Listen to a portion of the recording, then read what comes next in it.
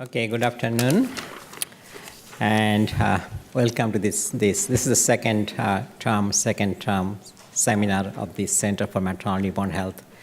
And today we are really privileged to have a very distinguished panel, Professor Robert Black and Dr. Henry Perry, Mary Carol Jennings, and Emma Sachs. Where is Emma? She's on her way. Okay, hopefully. Okay, so and you can see the title of the talk. Of course, you have seen it before you came here. I'm not going to spend a lot of time introducing colleagues. I think Dr. Henry Perry will do, but I'll just mention that Dr. Robert Black, of course, is my mentor. I think that's the first introduction to me. So Dr. Black is a professor in the department. He's the director of Institute for International Program. He's the immediate past chair of the department. He was the chair for 27 years. I think I can keep talking about him, but I think one of the things I would like to mention that he actually led this Lancet's landmark series as child survival and maternal health, nutrition, and that brought renewed interest in maternal child health. So I think I'll just stop there. Dr. Henry Perry is a longtime colleague of mine. He's a champion of community-based research, started in Bolivia, went to Bangladesh. We had a chance to work together at that time, and then you went to Haiti too, and now work in Ethiopia, trying to help set up this Institute for Primary Healthcare, something like that. Yeah, and then we have two colleagues. Mary Carol is assistant scientist. I think you are our graduate too, right? And she works for IVAC, but also worked with Henry on this review. And then Emma Sachs, she's associate faculty, and she works for the Elizabeth Glacier AIDS Foundation. Okay, I think I'll just hand over to Henry Perry.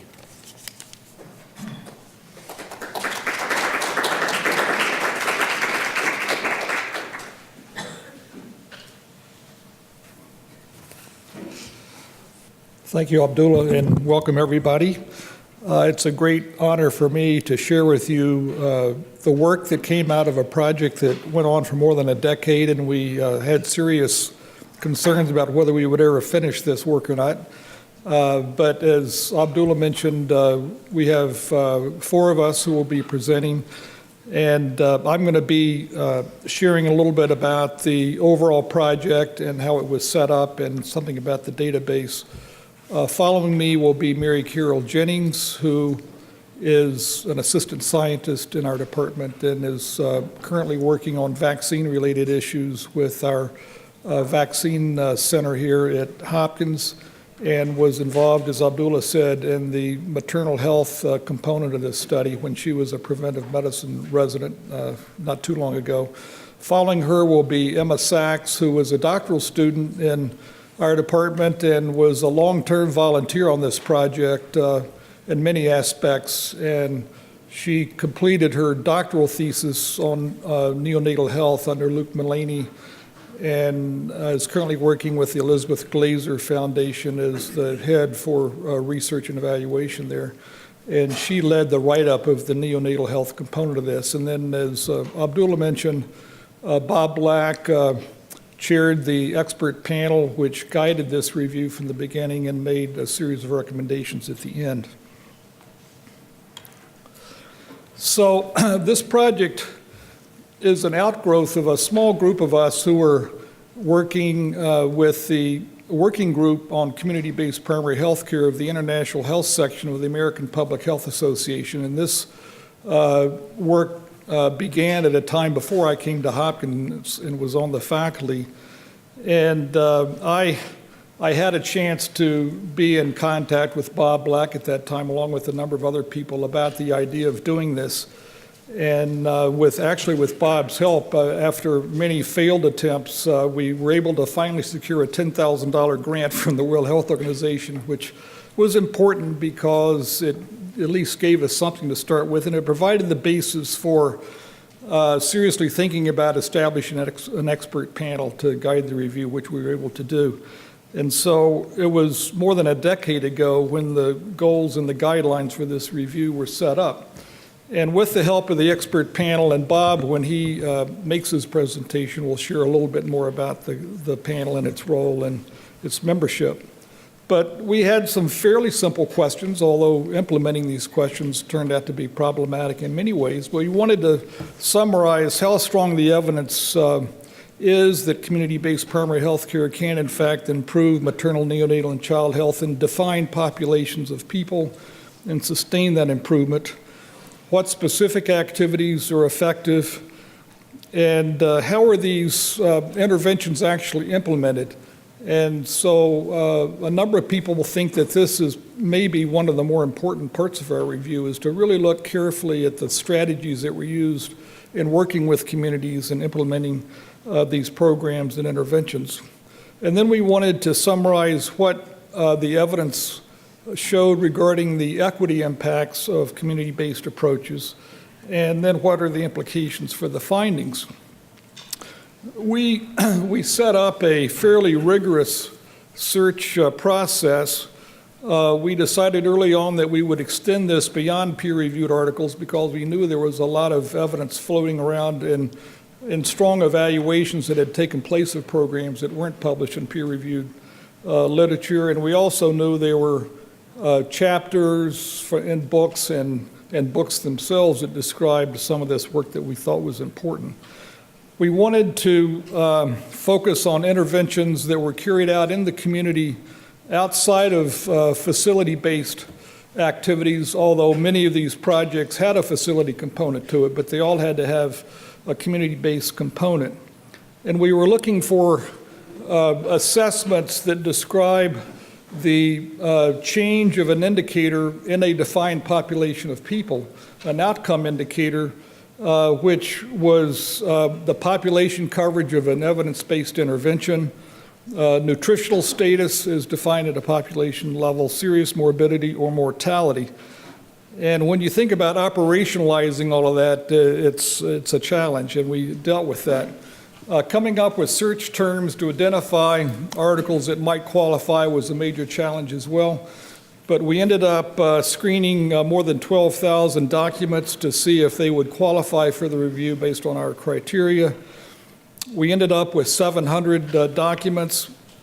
We developed a 12-page data extraction form that tried to pull out every ounce of information that was available regarding how the program or project was implemented in the field, as well as other basic information. We had two separate people complete the data extraction form and a third person resolve any differences in the first two, and then that went into an electronic database. So the management of this was a real challenge, and we started out with volunteers, but slowly over time we realized we'd never complete this if we didn't use paid people to sort of make sure that the work got done.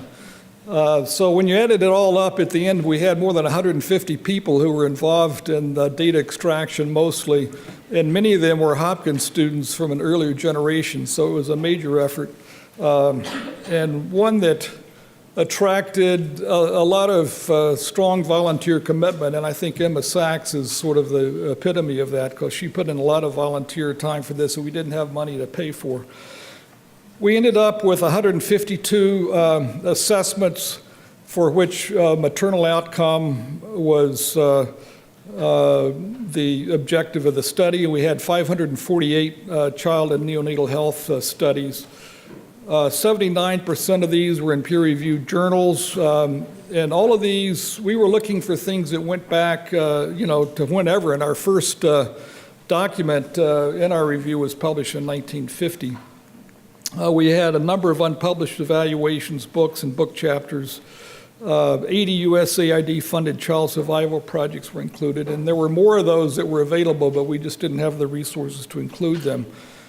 I wanted to make a special comment here because one of the great gems that surfaced in the process of this was the evaluation of the child health program in Nigeria in the 1960s. It was written by Dr. Nick Cunningham, who was our first graduate student in the department, and he wrote this amazing piece of work that hasn't really been widely appreciated, evaluating the outcomes of that community-based program there. And I have actually a few copies of that in the back of the room if anybody has a special interest in that.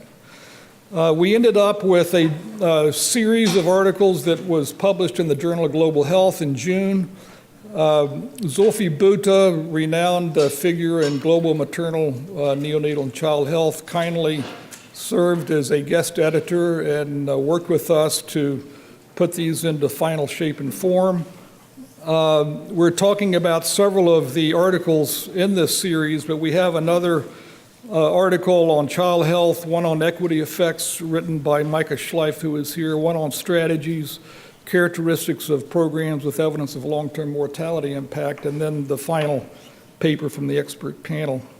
Most of these papers have extensive supplements that go with them too, and so when you add up the whole product, it amounts to about 450 pages of material. These are all available for download. We have copies of these in the back of the room for those of you who might be interested. It's now come out as a book too, and we had hoped that we would have these here today, but they've been delayed in somewhere in shipping space, so they're not here yet. But they're also available to be purchased at Amazon.com as well. These are the references.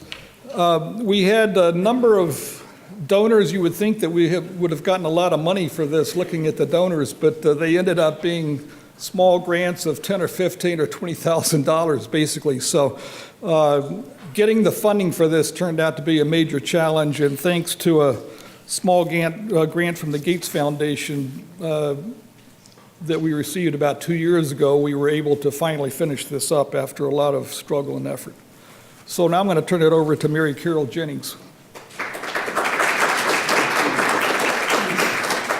Thanks, Henry. Thanks, Dr. Bakke and team for having us, and I'm honored to be speaking to you all today. I started my career in public health as a community organizer, first in the Philippines and then in rural Arizona with immigrant communities. And it's fitting that I'm talking to you today about a community-based approach to primary health care. So Henry mentioned earlier, I work at the International Vaccine Access Center here at Hopkins, and a project that I direct there, the Raven Project on rotavirus vaccine access, recently took me to Bangladesh, where Dr. Bakke and team hosted me at the Projanmo site in Sylhet and also in Dhaka. And I have a short story that I wanted to open with from a contact that I made there. So the EPI program and the health system of Bangladesh is so strong that it's fair to say that the country is held to a separate standard than other equivalent countries. And so we met with a hospital director with one of the sites that participates in many of the Projanmo studies. And I asked, why do you think EPI is so successful here in what he had described as a corner of Bangladesh, so a very remote area of Bangladesh. And he said, kind of right offhand, that he thinks it's because health workers have been working such a long time in the community and have earned the trust and the faith of the people, and tell people that EPI is important. So I wanted to start out with that short little story. I'll be talking today for about 12 minutes about the context, the methods, findings focused on interventions, outcomes, and strategies, and then end with a couple of potential applications of the findings around the maternal health piece of this overall project. So as we all know, maternal mortality over the past 25-something years has decreased by 44%. That equates to a 2.3% decrease per year, which gives us a rate of maternal deaths of 216 per 100,000 live births. That's 2016 data from WHO.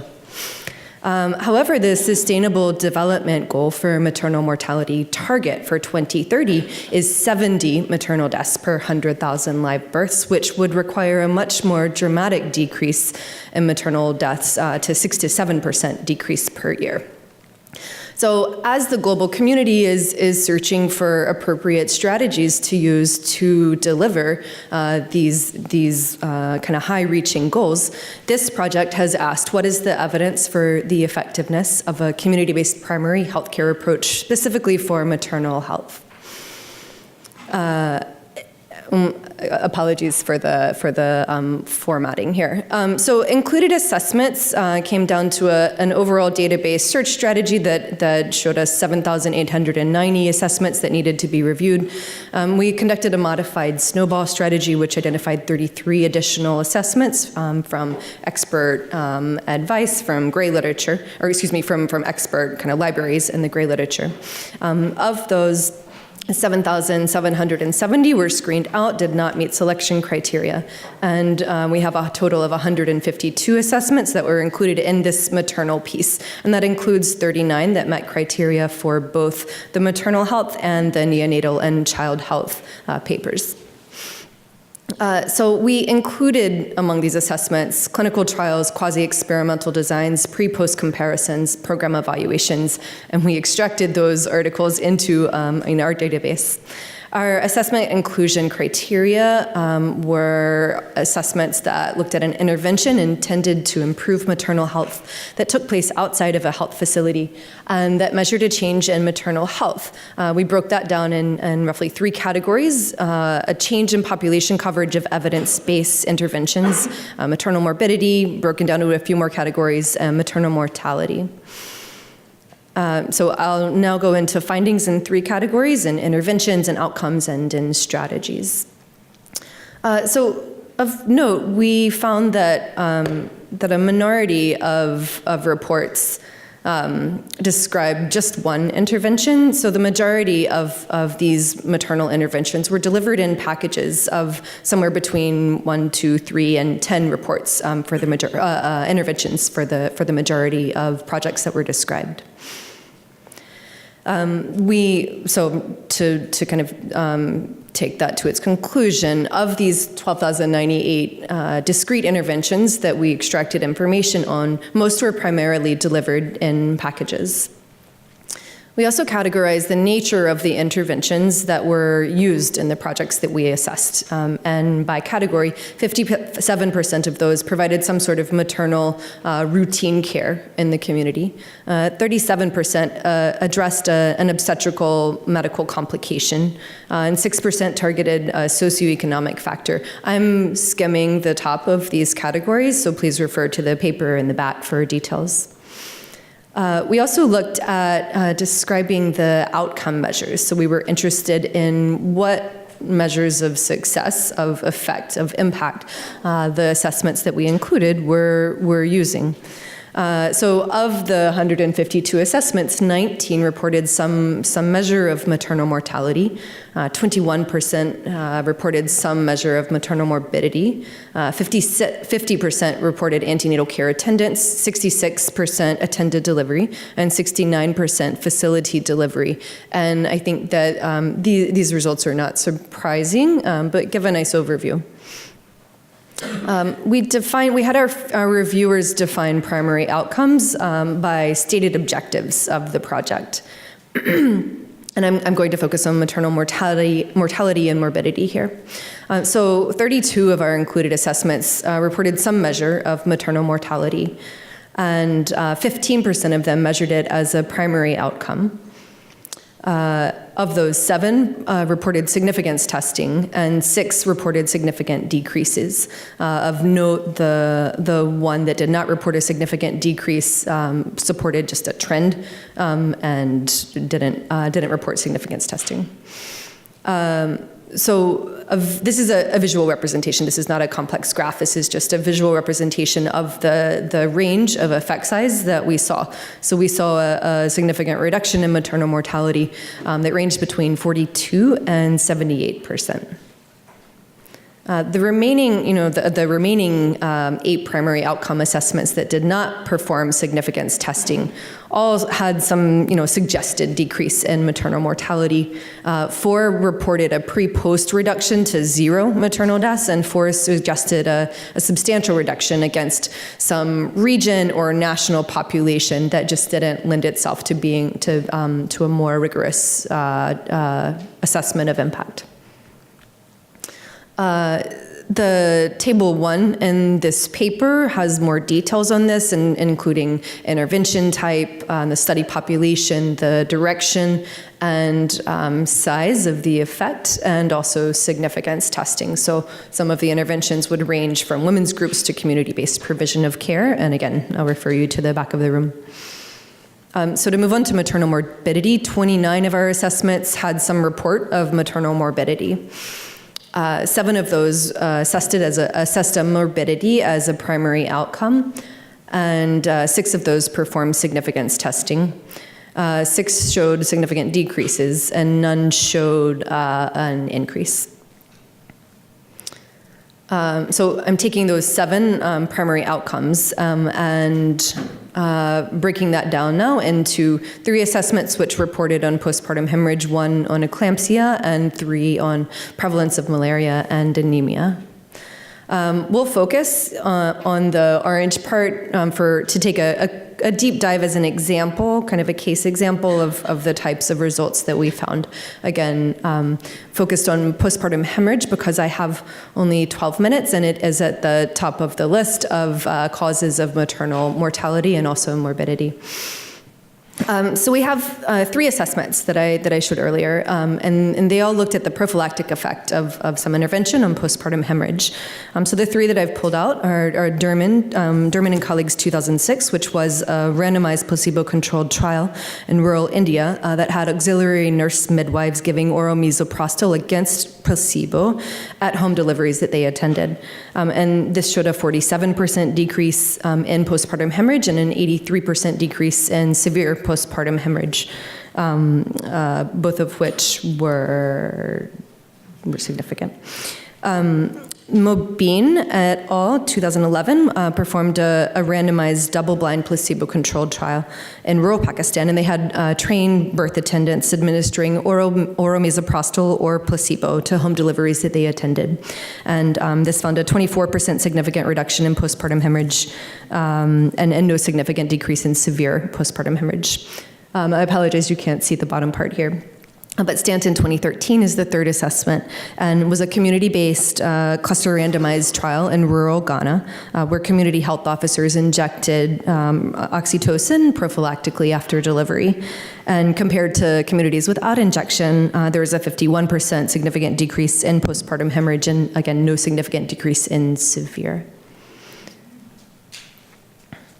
So again, a simple visual representation of the size and effect.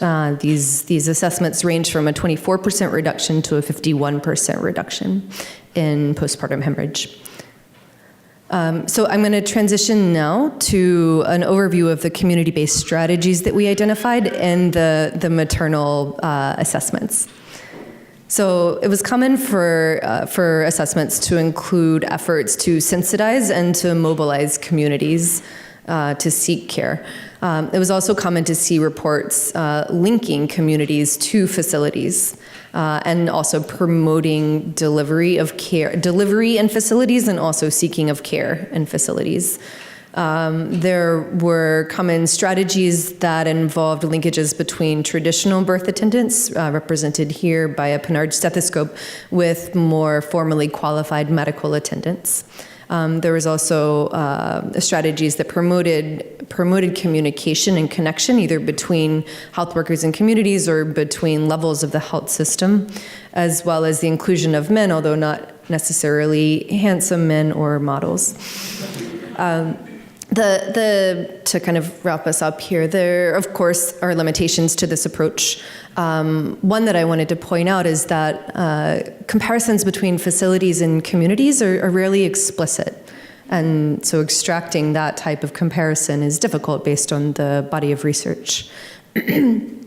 We also, our inclusion of gray literature, which was important to meet the comprehensive goals of this project, caused us to sacrifice some generalizability and also the precision of conclusions that we're able to draw from this project.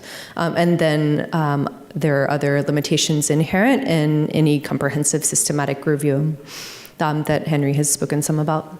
So to wrap us up, I wanted to talk a little bit about the potential implications of this work for the future of global health practice. So there is evidence for combining community and facility approaches, and perhaps I can speak more about that when we're up at the panel.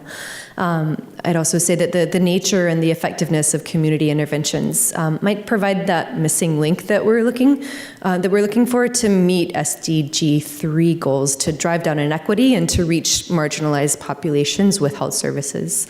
And then just a broad statement, this project provides strong evidence that community delivery of routine care and commodities works. And so when I wanted to kind of leave you all with a takeaway from this, looking towards the future again, like we've talked about community-based care, where are we going next? You know, how can community-based approaches set us up for the future?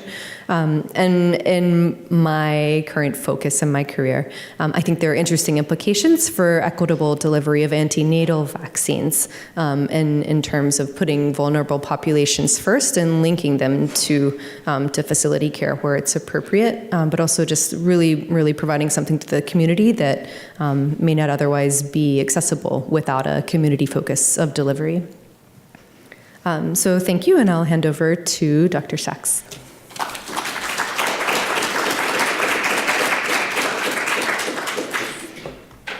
Thanks so much, and my apologies for coming in a bit late. I'm sure you're in good hands for the introduction. And luckily, once you're a student here, you always know your way quickly around the building. So I'm going to talk about a subset kind of analysis that we did looking at neonatal health. And so I'll talk a little bit about the methods that were specific to this sub-analysis, and then just a very sort of quick overview of findings, because we have such a short time period. So we began with the child health data set that Henry had introduced before, which, as you know, sort of covered a very long stretch of time, and had this sort of definition of community-based, so somewhat specific, but included quite a number of different types of approaches. And a really large number of the articles included in this review were peer-reviewed articles, although you'll see there's many other types of articles in here as well. So the neonatal subset ended up having 93 articles, or articles and documents really, and the specific inclusion here was that it had to address changes in knowledge about newborn illness, care seeking for newborn illness, utilization of postnatal care, something about the nutritional status of neonates. So a lot of that ended up being around breastfeeding, severe sort of neonatal morbidity or neonatal mortality. And this had to be one of the sort of stated outcomes that they were looking at. And as I'll mention here in some of the limitations, obviously a number of the projects that were in the larger data set were designed to include maybe infants for an entire year. So it included neonates as well as older infants. So we had to do a bit of parsing as far as what would get included here and what would just be in the sort of regular child data set. And one of the things was being very specific about, did it have a stated outcome having to do with neonatal health? So a couple of the limitations that I think really applied to the larger project was around some of the definitions. So different kinds of projects. Obviously, you know, there's a lot of different terms for community-based health workers, what counted as a lay worker or not. And so there was quite a bit of detail there that we captured in the data set, but of course was very difficult to standardize. Some of the projects were iterative. So there were more kind of standard research, kind of RCT projects that were a bit more sort of controlled, if you will. But there were a number of projects where it was implemented by an NGO. They learned something, perhaps in the middle, and then they changed something. So hopefully that was well documented, and we were able to capture some of that. But of course, that could be a limit in sort of how we look at some of those outcomes. And finally, I think one of the limitations was we were trying to capture a lot of context. I think people ask us a lot, like, well, all these different projects were implemented in different countries and different places. So we tried to capture a lot of that context, But as you know, if an article is 2,500 words or 3,500 words, you're very limited in kind of the amount of detail and context that will be included. So, some of that we just weren't able to find out because it wasn't reported. I will also mention we didn't assess the quality. This is, I know, a really sort of important topic that's being taken up by WHO and others right now. And we didn't look specifically at the quality necessarily of the intervention. So I think that's something to think about carefully kind of for the future. However, I think it was relatively comprehensive. We got a lot of input, and I think the kind of breadth of documents that went into it helps us have some confidence in the findings. So this is sort of an overview of the findings as far as what was in this neonatal data set. And you'll see that there's really a heavy representation of projects from South Asia. And of course, many of the authors of those are in the room here. And a pretty heavy reliance on projects out of rural areas. So when we're thinking about sort of where are there gaps and what do we not know that much about, there's clearly sort of other geographic areas that haven't been as well explored, as well as kind of peri-urban or urban settings where there's less research.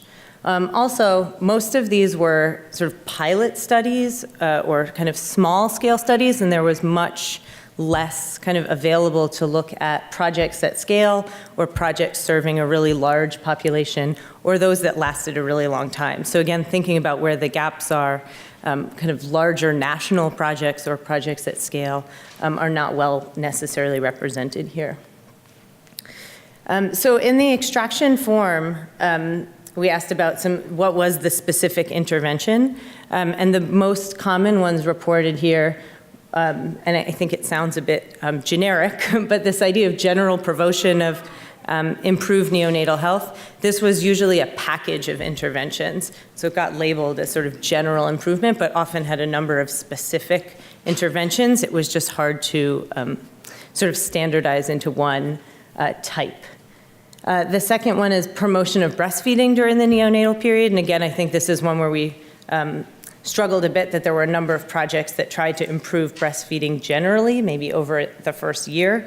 And so I think we tried to include those that had an outcome during the neonatal period, but of course, there's going to be some overlap there. And so the third most frequent one we saw was promotion of improved weight. So looking at interventions for low birth weight. So just some sort of high-level findings about the outcomes. We found that twice as many projects reported an improvement in neonatal health as those that reported no effect at all.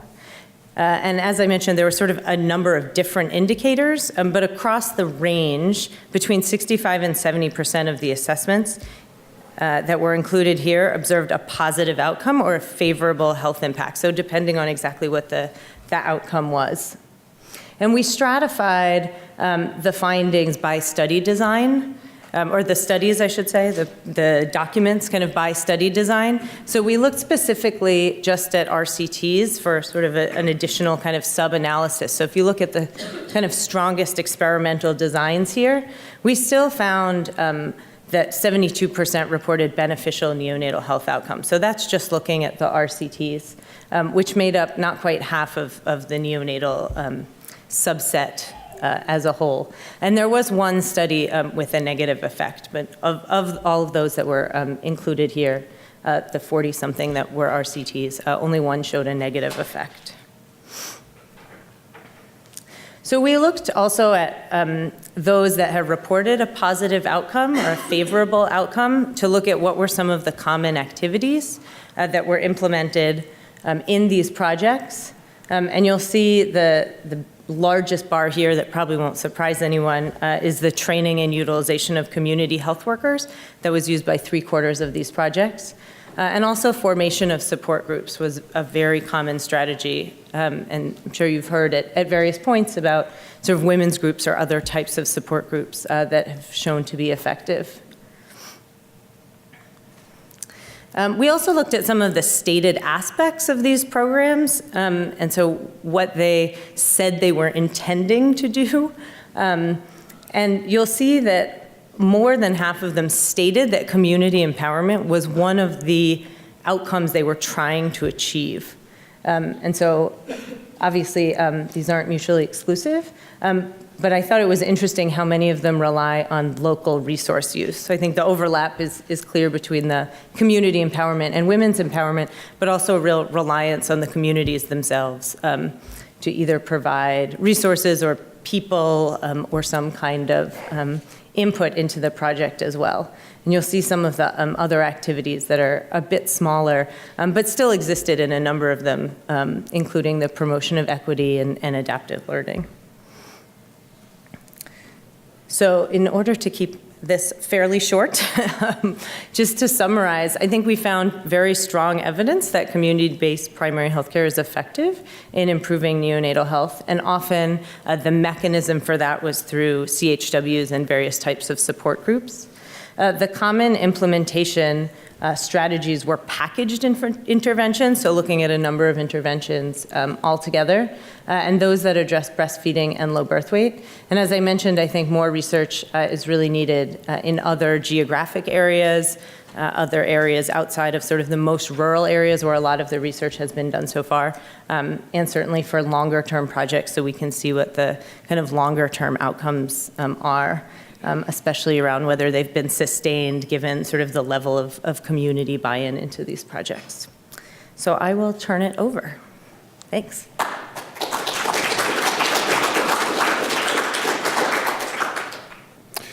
So my responsibility is to talk about the role of the expert panel and the general recommendations that were made at the end of this process by the expert panel. This is a list of the panel members. Just give you a moment to look at it. It was quite an expert group, and a pleasure to work with them as part of this process.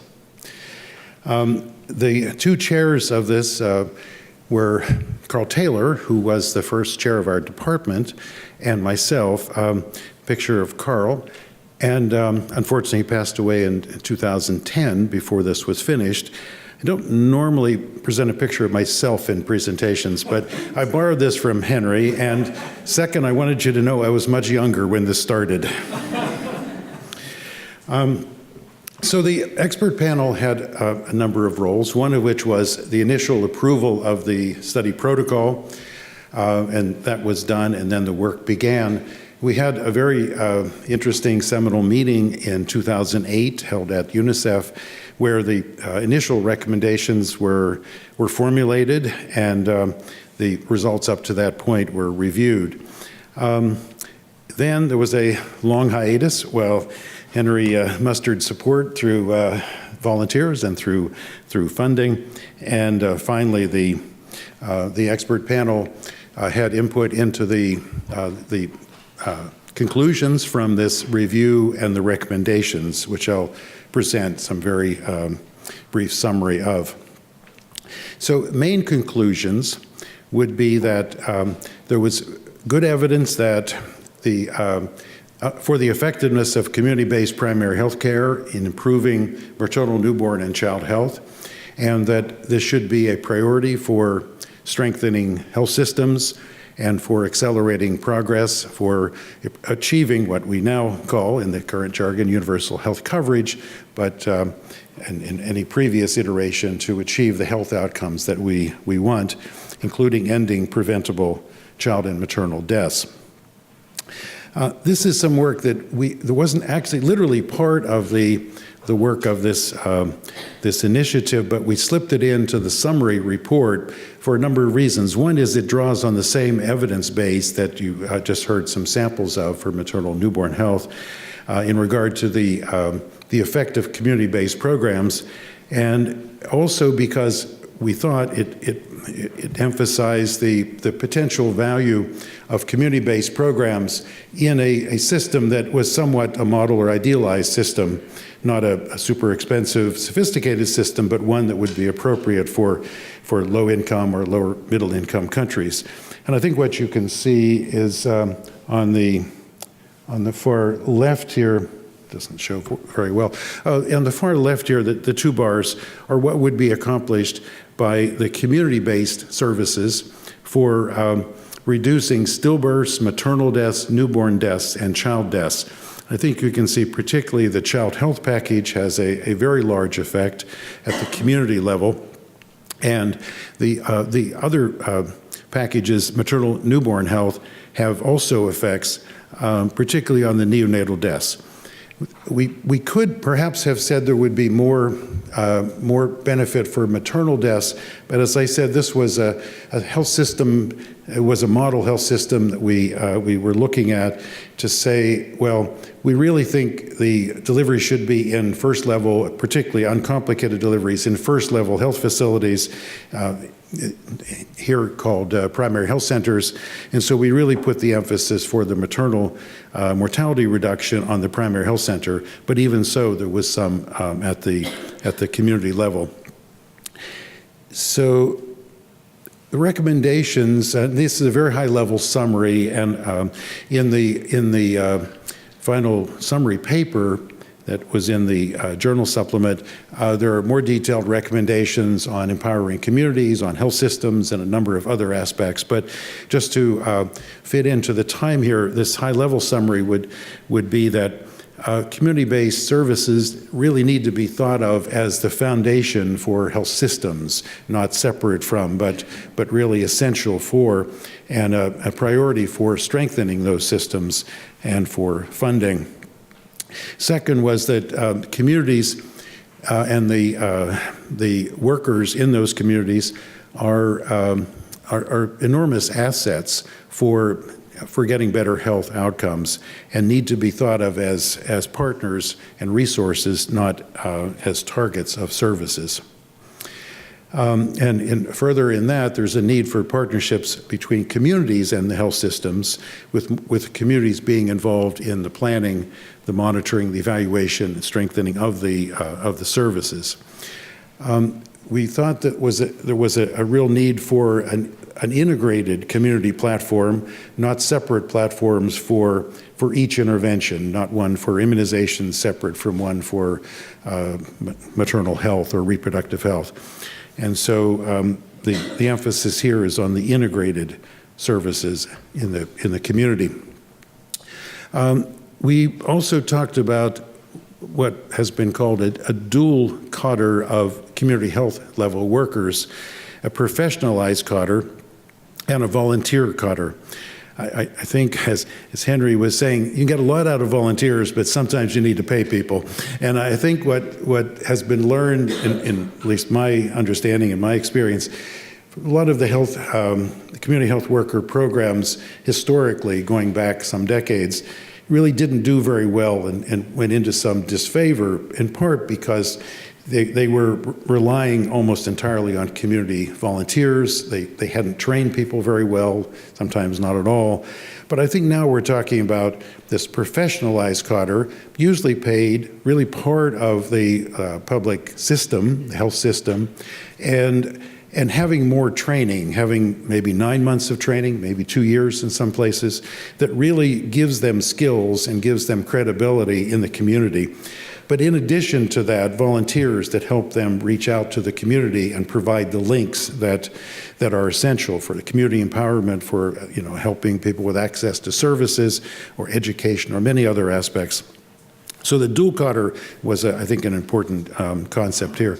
And then a call for a strong implementation research agenda that will help us learn how to do these services better.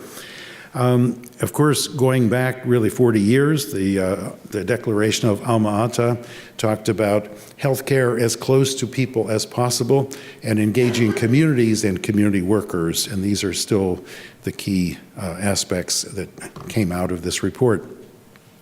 And so the conclusion here as well is that we talked about maternal, newborn, child health, but ultimately, these community services need to go beyond this and have a more comprehensive package. And in many places, they are already dealing with HIV/AIDS treatment, certainly malaria, TB, and probably in the future, more emphasis on the non-communicable diseases. So back to Carl Taylor, who made this statement: real social change occurs when officials and people with relevant knowledge and resources come together with communities in joint action around mutual priorities. I would end with that. Thank you.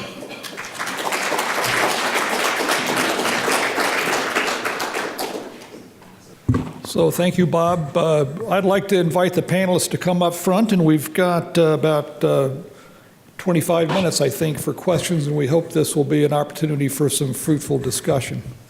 Okay, so I think there's a lot covered. And so if you have questions or comments for the panel. Thank you for the overview for an incredible amount of work. I had a specific question. Someone alluded to kind of the fact that there were rural and urban studies included, whether there were any broad differences that you could mention in terms of the successes that we're seeing in projects that were rural versus urban, or what perhaps the preponderance of studies were. I imagine they were probably mostly rural, but I don't know the answer to that. So. Yeah, I guess I should try to answer that. The answer is no. There weren't that many high-quality urban studies. I mean, I'm going a little bit beyond the actual findings of the review, but it is commonly stated that, and I've heard this a number of times, there's not a real need for community-based services in urban areas because facilities are close by. And it's also very difficult to reach out to homes in urban settings, much more so than in rural areas. But I think we're seeing increasing numbers of cases where projects have been very effective using community-based approaches. In urban areas, there is a great need to make services more readily available for all kinds of reasons in the urban area, even though they may not be that obvious on the surface. But social barriers and issues of waiting times and all kinds of things feed into this.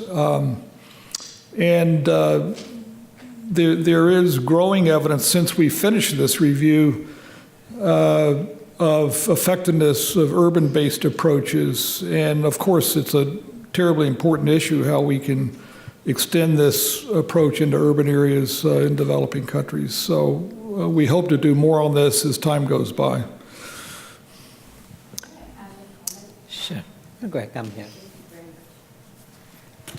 Thank you all. Hi, I'm Micah Schleif. I did the equity analysis that was part of this review as well, which isn't exactly the topic for today, but just on this rural and urban comparison, when we were doing the equity analysis setup, there were a lot of articles that had looked at comparing different geographical locations, usually urban and rural, but sometimes even more nuanced than that. And as we were going into it, we were assuming that, the rural areas would be the underserved areas, and so we were trying to see if outcomes were better there. And I think for a lot of the ways that these studies were set up, that made sense. But I think now and going forward, as there's more emphasis on what to do in urban areas and recognizing that there are many underserved populations there, it's not quite that simple. So thank you for the question. Okay, more questions? Hi. So I was wondering how long, in the studies that you looked at, how long were those interventions in place, kind of when those studies were conducted? And then was there any sort of follow-up analysis for like how well those interventions lasted once the primary research was done? Because my question is kind of about the reliability of the information and the tendency to create a system of dependency on outside influences. I think both of you all should answer that. Sure. You start, Mercuro. But I'm going to start. Sure. Thanks. Yeah, I think a lot of the studies were, I couldn't say the percentage offhand, but were between 3 and 5 years or even less. So a relatively short time, especially if you think of sort of the startup that might be involved if it's a brand new project. A number of the projects, and I think this is sort of a comment also about the difference between urban and rural, is that a number of the rural settings, I think, had projects that, like an NGO that was working there for a long time, or a research study that was building on the back of another one. So there was more of a kind of long-standing relationship in those cases. So if I was going to venture a guess, I would think some of those might last longer, and the difference in that some of the urban ones, I think, are newer. We have not gone back to look at sort of the sustainability of the projects and the outcomes much later. I mean, this wasn't primary data, so someone would have to report on that. We asked a lot of questions of each of the documents and studies, and one of them was, did the project pay attention to sustainability? So were efforts taken? I'd have to go back and look at the wording on the form exactly.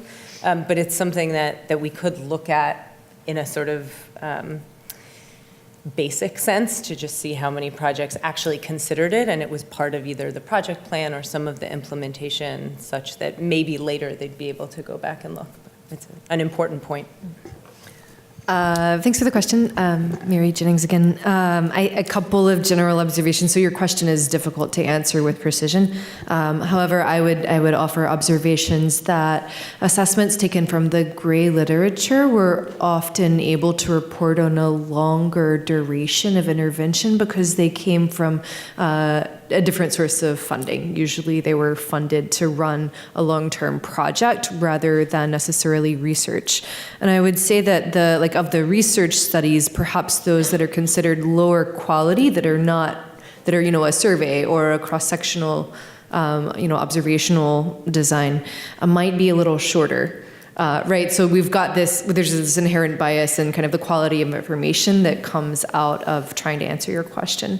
I would say that since I think we're being asked to draw generalizations or to just make comments in a cross-cutting fashion, that your comment raises the importance of efforts that partner with the community, that are embedded in the community, and that kind of go to the community first as they're being created, so that you're not doing this kind of parachute in effort. And I think some of the very effective study sites and kind of the generations of studies that come out of, especially of some of the projects run by people in this room, have that nature to them, that they are long-term collaborations with community. Of course, it's not feasible for all research to be conducted in that way, but speaks to the importance of having efforts to create and continue community-based collaborations. Yeah, I think this is an important question, but I think the more relevant question may be, I think, whether the research results led to changes in policy or program. Anyway, so I think we can keep discussing that. There are other questions? Yeah, please.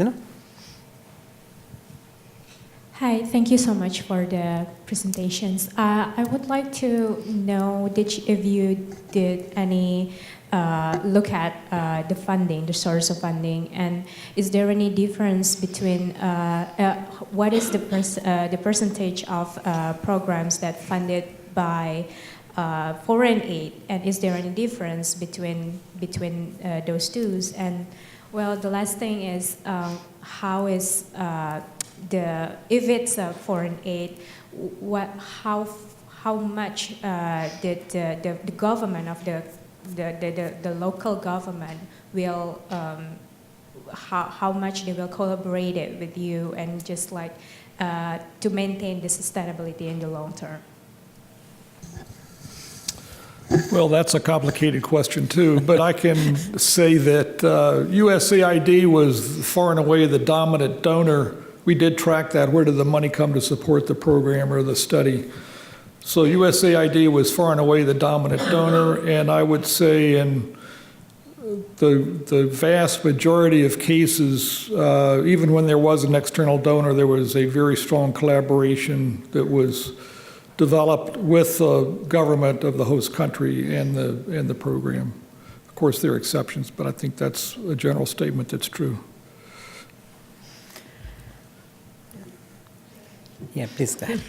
Thank you for your presentation. I have a question more on the implications of where you think this is going to take us moving forward, especially with the onset of universal health coverage. So I'm curious, considering scarcity in human resources and a trained workforce, do you see a role for the private sector in this instance to kind of bend the curve to help reach the SDG 3? Were there any private sector organizations that you looked at in this study? And if not, do you think that they have a role to play here? Bob, you want to start on that? Now, that's another hard question.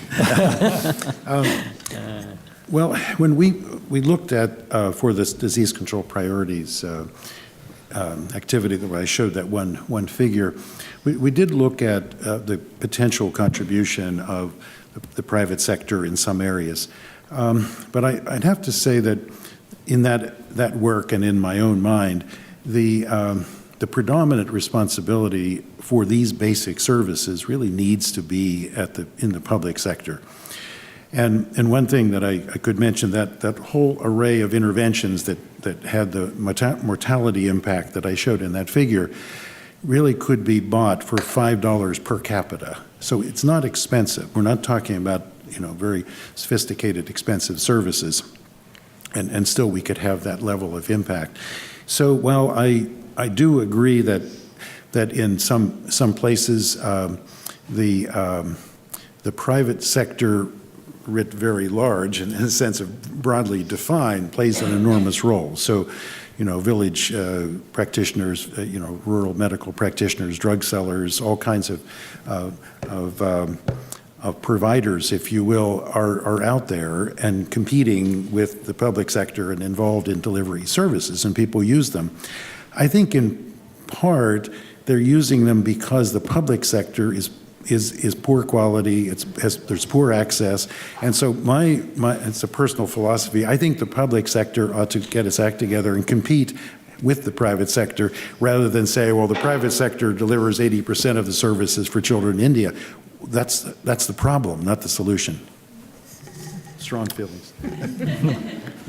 Okay, more questions?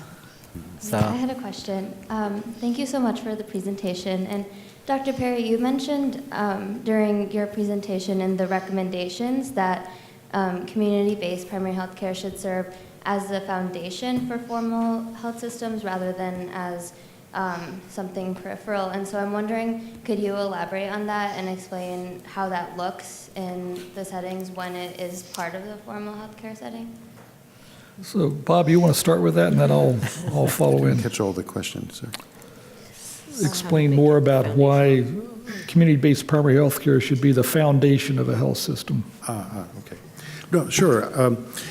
I think the system that I guess I would envision and what we looked at in that exercise is, first, what can be and should be delivered at the community level, because it is likely able to reach people more efficiently and effectively at that level, rather than relying them to come 10 kilometers to a health service, to a clinic. So I think it's the idea is that this should be formally part of the health system, and it should be supported and integrated with the health system in a very complete way. So I think that was the general thought.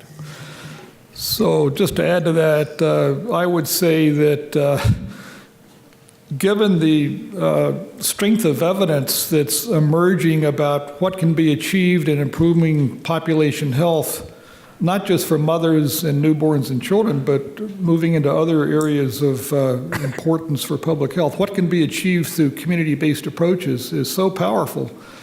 But yet, if you look at how governments spend their money for health systems, the amount that goes into community-based programming is minuscule. Now, there's no data to really support that statement, but anybody who's been around the world a little bit can see that that's so obvious, but nobody has really documented that, and that's something I wish I could do.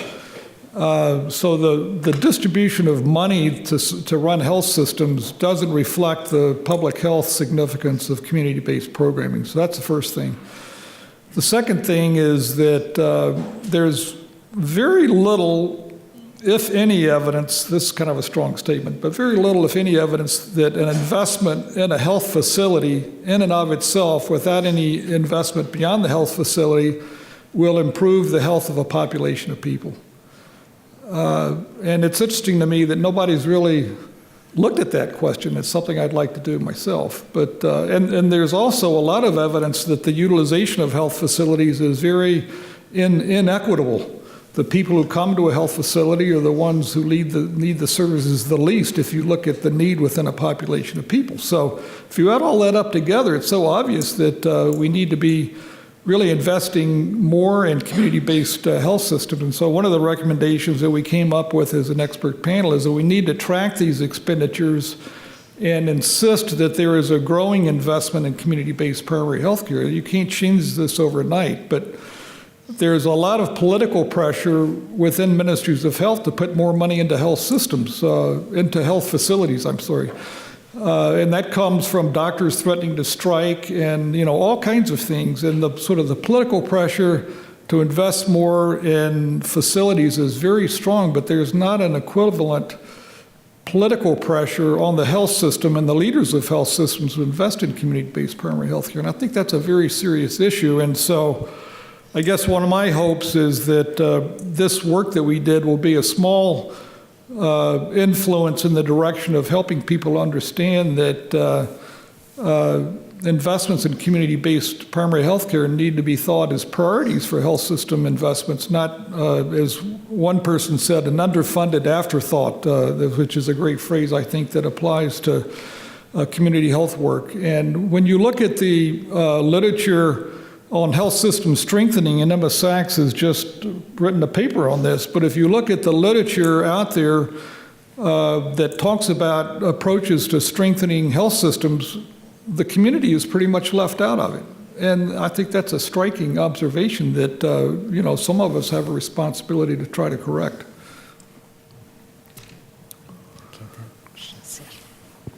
Thank you. Going off Swati's point and some of your comments just now, I'm curious, Dr. Perry, how do you think the Sustainable Development Goals, with their focus on health systems and on equity, how do you think they're supporting community health, community-based primary health care, or either not supporting that? Well, I'm not sure I can answer that. Bob, you're probably in a better position than I am, so what would you say? I think really it depends on what countries that have the major disease burden and problems are willing to do. And certainly the SDGs or a sort of global dialogue can play a part in that.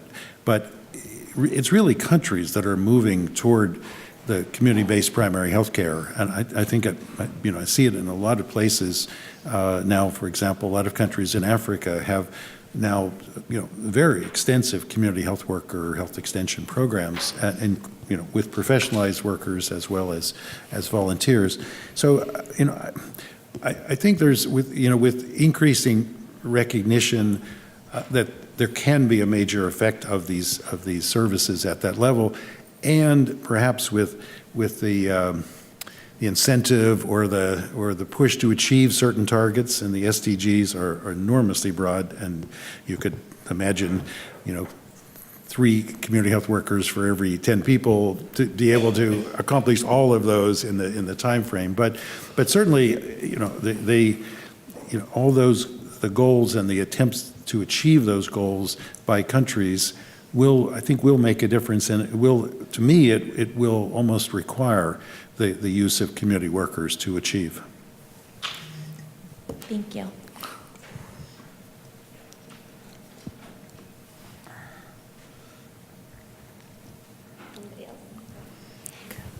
Look, Malani.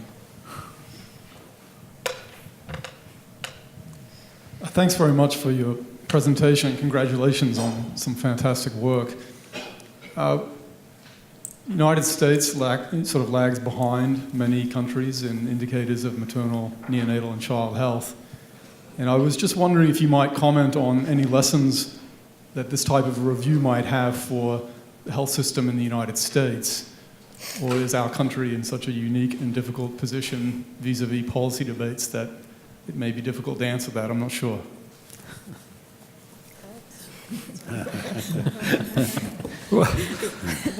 Looks like it falls back to me. So, I would say that I don't work in the field of domestic healthcare in the United States, but I do hear about what's going on, and of course we read it in the papers and so forth. There are still a lot of inequities in our health system and inequities in outcomes in terms of the kinds of social groups that are being left out by the health system, or certain geographic areas where services are not available and so forth. And there is a very rapidly growing use of community health workers in the United States, and the Affordable Care Act did make it possible to provide funding for these kinds of approaches, and looking at health needs from a population standpoint is built into the Affordable Care Act, which I think we should all be proud of as Americans.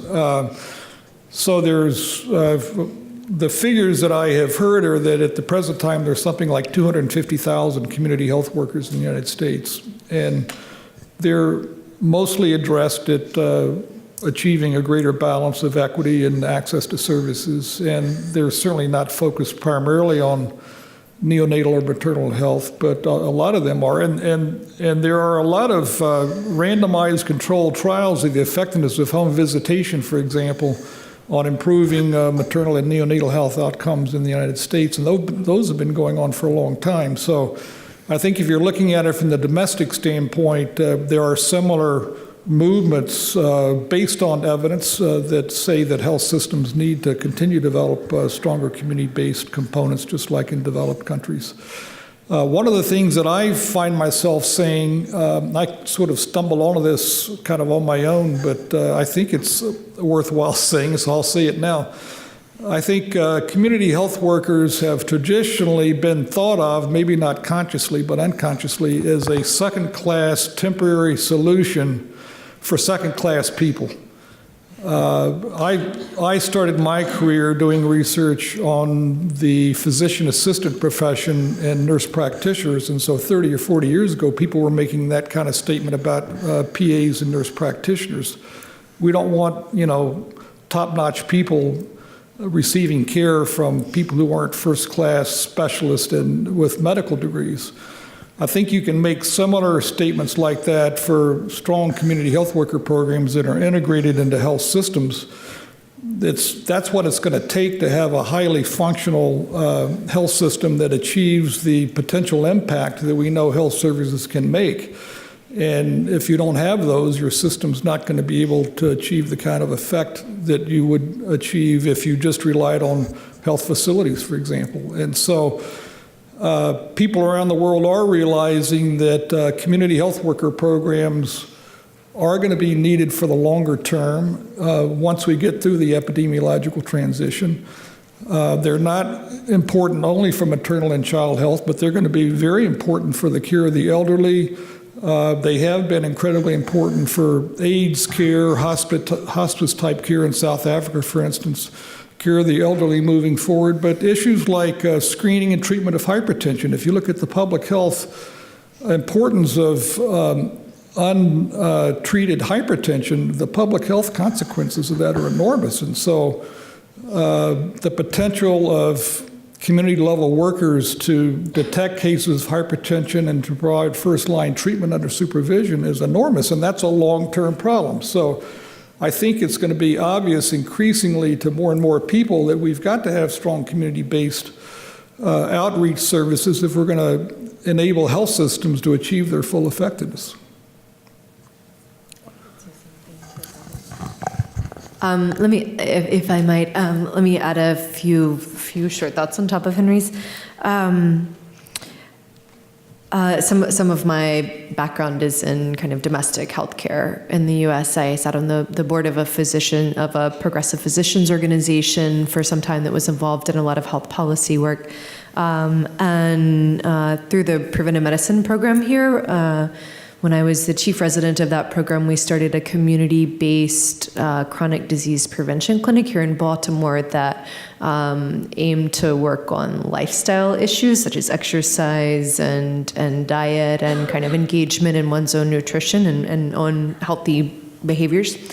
And I think that there is a lot to be learned from from programs like that. there's a lot to be learned from international approaches. So thanks for making that point, Dr. Mulaney. I think there's a couple of other brief observations I would make. One is that you definitely kind of get what you pay for, and we pay for very high-level care that's delivered in facilities here in the U.S. We have an incentive structure that makes it such that physicians going into primary care feel like they're like fighting the good fight. They feel like they're going into that field because of their mission and their values, rather than to kind of make a good living, like someone who might go into a highly specialized area. And I think what Henry was talking about is there's been some evolution towards this idea that health workers should practice at the top of their license, and that sometimes the best care or the most appropriate care for someone is not delivered by the highest level research expert specialist. That some things should, such as normal pregnancy, should not be medicalized. That the experience is a higher quality for the person, and outcomes are, sometimes arguably better when the appropriate level of care is delivered, and that could be delivered by a midwife or a high-level nurse practitioner rather than by a physician. So I think these things are just still kind of new ideas in the U.S. system, at least state by state, and that in many ways there is a lot of room for this, quote, reverse innovation, if you will, that the U.S. and other richer health systems have a lot to learn from more efficient and lower development countries. I'll just add one more point, and I'll refrain from going on a rant about American politics. But just that one of the analyses we didn't present here was looking at projects that did show some long-term success. So it was quite a small number, but one of the important aspects was that they had a very explicit link between community and a facility. And there was sort of deliberate attention to strengthening that linkage. And I don't do domestic health work, but my understanding is we do a lot of kind of clinical work, and then there's a lot of community-based organizations doing kind of amazing work, but because of a lot of regulations and kind of things either have to come from the hospital or they're somewhat separate. So I think one of the things we can think about is improving that linkage in a really explicit way. Okay, so any last question, Arif? Thank you so much for this excellent review and the presentation on community-based primary healthcare system.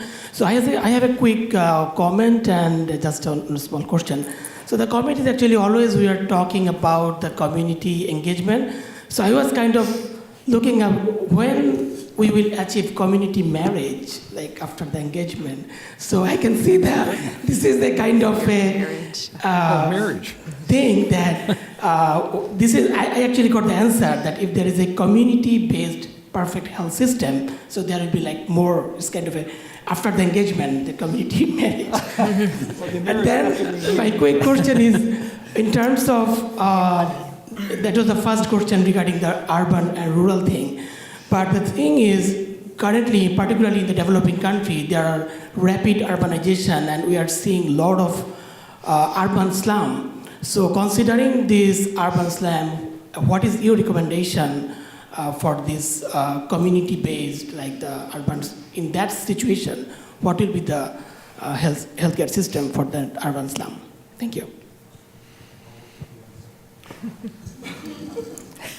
Well, that's a difficult question as well. And we don't have time to really get into this. So let me just make a very quick comment. I'm a passionate advocate for home visitation, and so this review documented many examples in which routine, systematic home visitation in a program that has it set up so that somebody that's connected to the health system is in frequent contact with every home is a terribly important element of an effective health system for many reasons. And there are examples now in urban slums in developing countries where that has been achieved with very dramatic results. I'm reviewing a paper right now from Mali in a peri-urban setting where they had community health workers visiting every home within a population every week. and to identify children with signs of illness that needed higher level care, and they were trained in ICCM. They call it pro-CCM, pro-community case management. And over a period of 7 years in a peri-urban area of the capital of Mali, they reduced the under 5 mortality rate from 158 down to 7. I think that's a pretty dramatic effect, and of course it needs to be replicated, and there are other issues too, but I think it's a basis for moving forward on this type of approach. Okay, so it's 20 minutes past 1 o'clock. We'll conclude for the day. So please join me for another round of applause for the panel.